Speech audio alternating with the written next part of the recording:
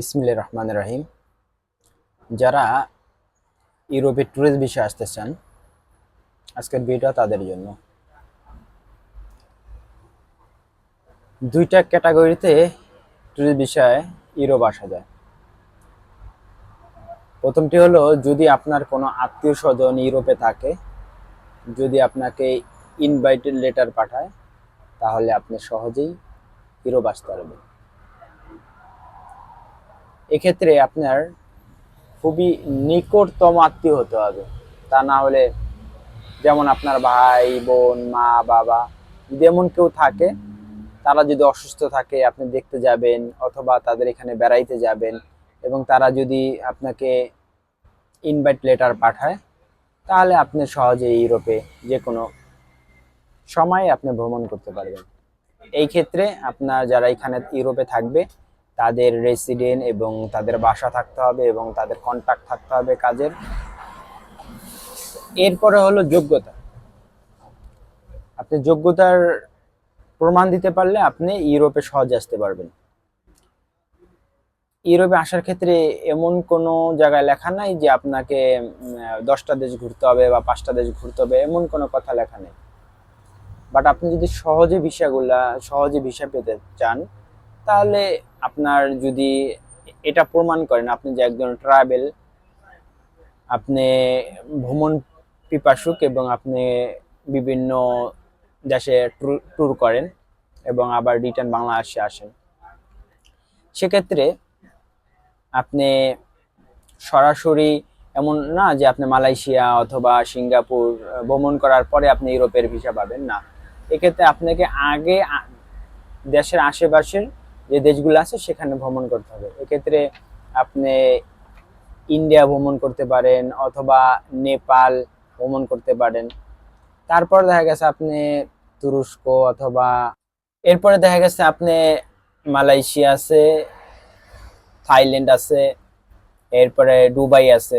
কারণ কি আপনার এমন দেশগুলো ভ্রমণ করতে হবে যেখানে মানে টুরিস্টরা অ্যাভেলেবেল ভ্রমণ করে।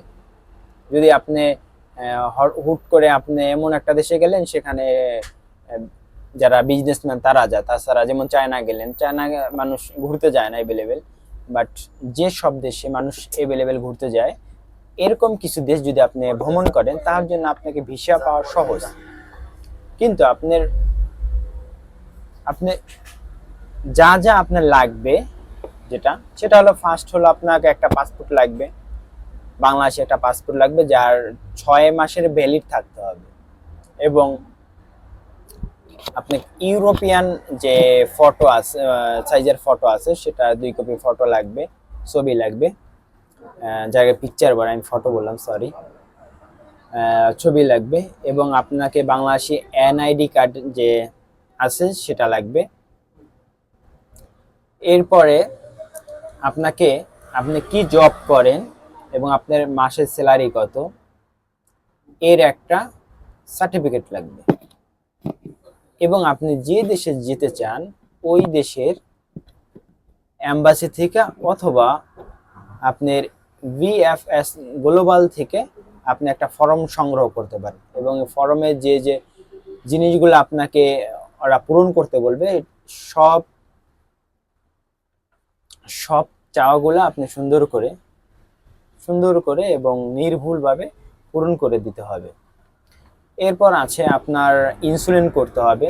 এটা মিনিমাম 30 লক্ষ টাকার ইন্স্যুরেন্স। যদি আপনি ইউরোপে ভ্রমণ করার আসার পরে যদি অসুস্থ হয়ে যান অথবা কোনো একটা সমস্যায় পড়েন, যাতে আপনি এখান থেকে আপনি হেল্প পান, এই জন্য আপনাকে এটা করতে 5,000 টাকা লাগবে।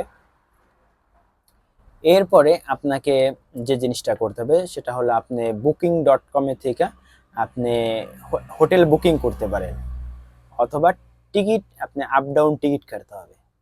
কারণ যদি আপনি আপ ডাউন টিকিটটা কাটেন, আপনি যদি না আসেন বা ভিসা না পান, এই হিসাবে আপনি 90% টাকা ফেরত পাবেন। কিছু টাকা আপনাকে এটা কাটা হবে। কিন্তু এটা করার কারণে আপনি ভিসাটা মানে কনফার্মই আপনি পেতে পারেন। এরপরে যে বিষয়টা,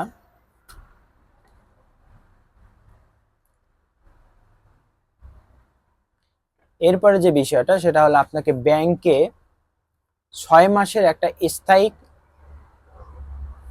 টাকা থাকতে হবে এবং এটা একটা বিগ অ্যামাউন্ট থাকতে হবে, যে আপনার একটা বিগ অ্যামাউন্ট 6 মাস স্থায়ী আছে। এই স্টেটমেন্টটা আপনাকে জমা দিতে হবে আপনার ফর্মের সাথে। এবং আপনার যে দৈনিক খরচ, যেমন একটা ইউরোপে দৈনিক খরচ আপনি মিনিমাম 100 ইউরো, বাংলাদেশি 10,000 টাকা। তা যদি আপনি 1 সপ্তাহের জন্য আসেন, এই এই ক্ষেত্রে আপনাকে না হলেও 1 লক্ষ থেকে 2 লক্ষ টাকা রাখতে হবে। এটা হলে মোটামুটি আপনার একটাই।